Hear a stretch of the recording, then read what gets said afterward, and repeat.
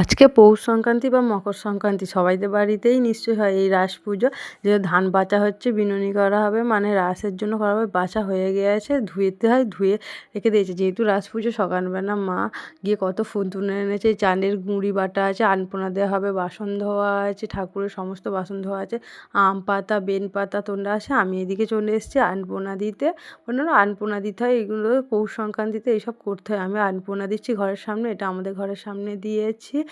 আর এইদিকে মা আর সেইগুলোকে বিনুনি করছে। রাসের ধানগুলো বাঁধতে হয় না, আমার এটা দিদি শাশুড়ি অনেক বয়স হয়েছে আছে, মা আর ঠাম্মা দুজনে মিলে করছে। আমি এইদিকে আরও সব ঘরগুলোর সামনে, দুটো ঘরের সামনে আলপনা দিয়ে নিচ্ছে। এই ঘরটার সামনে এরকম ডিজাইন করেছি, ভালো পারি না, যেমন পেরেছি তেমন করেছি। আলপনা বা পাউরি অনেক করতে হয়। এতে আছে একটা ঘড়িতে চাল, একটাতে খুদ। তো ওখানে সব আলপনা, দেখো এটা হচ্ছে গরু, এরকম কিছু করতে হয়। কাদের কী নিয়ম জানি না, আমাদের এখানে এরকম। এটা গরু, নাঙল, জোর, মই, কুলো, চান্ডা, এরকম করে সব কিছু করতে হয়। তোমাদেরকে দেখাচ্ছি কতটা আমাদের টোটাল আলপনা দিয়ে এই পাউরি করতে হয়। এইগুলো হচ্ছে পৌরি বলে, মা লক্ষ্মী নাকি এইগুলোর উপর দিয়ে পা দিয়ে দিয়ে এসে বসবে। কতটা মানে কত জায়গায় মাদেরকে দিতে হয় সেটা দেখো।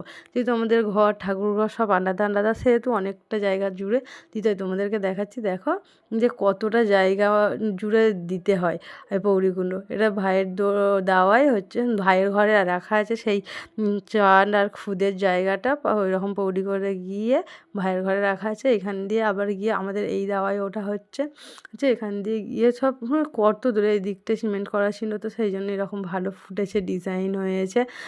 তো ওগুলো মাটিতে ওরকমভাবে কাদের কী করতে হয় এই নিয়মে একটু প্লিজ যদি ভিডিওটা পুরোটা দেখো, দেখে একটু কমেন্ট করে বলবে। এটা আমাদের সিঁড়িতে ওঠা হয়েছে ছাদে, যেহেতু ছাদে সিঁড়িতে এরকম মানে ধাপ করা আছে, পরে প্লাস্টার হয়নি, সেই জন্য একটা একটা করে পৌরিগুলো দেয়া আছে। দোতলায় উপরের ঘরে চিপিং হচ্ছে, তাই একটু নোংরা ছিল।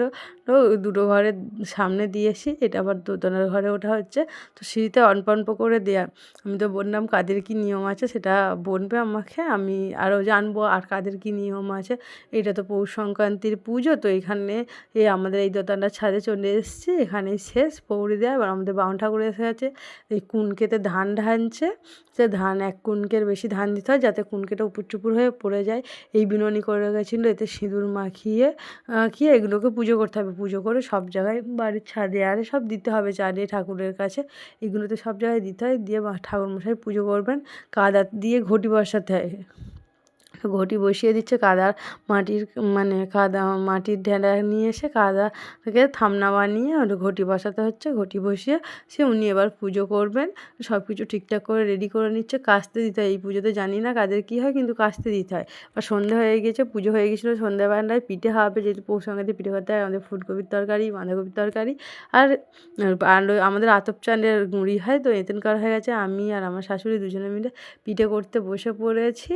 দুজনে মিলে পিঠে করছিলাম, আমি আমার শাশুড়ি করছিলাম। তারপরে এই তো এতটা হয়েছে, এইগুলো এতটা করে খালি আছে, এখনও মা করছে, আমিও করছিলাম। এই তো ভাপানো হয়ে গিয়েছে পিঠে, কিছুটা কিছুটা এখনও বাকি আছে। তাড়াতাড়ি দুজনে করছিলাম, তাড়াতাড়ি হয়নি, তো ভাপাচ্ছে। গ্যাসে ভাপানো হচ্ছে, গ্যাসে ওভেনে এরকম করে হাঁড়িতে জল দিয়ে টকবক করে ফুটছে। তার উপরে এরকম ছিদ্রওয়ালা ঝাঁঝরি নিয়ে গামলাতে মানে ঝাঁঝরি নিয়ে তার উপরে দিয়ে ফোটানো হচ্ছে। আর এতটা বাকি, এতটার মতো বাকি আছে। ওইটা বাঁধাকপির তরকারি, আগে ফুলকপির তরকারিটা করা হয়ে গেছে। আমি আর মা তারপর করছিলাম। মা একটা ভেঙে দেখছিল যে কেমন হয়েছে, এগুলো ভাপানো আছে। কাদের কী নিয়ম আছে বলুন।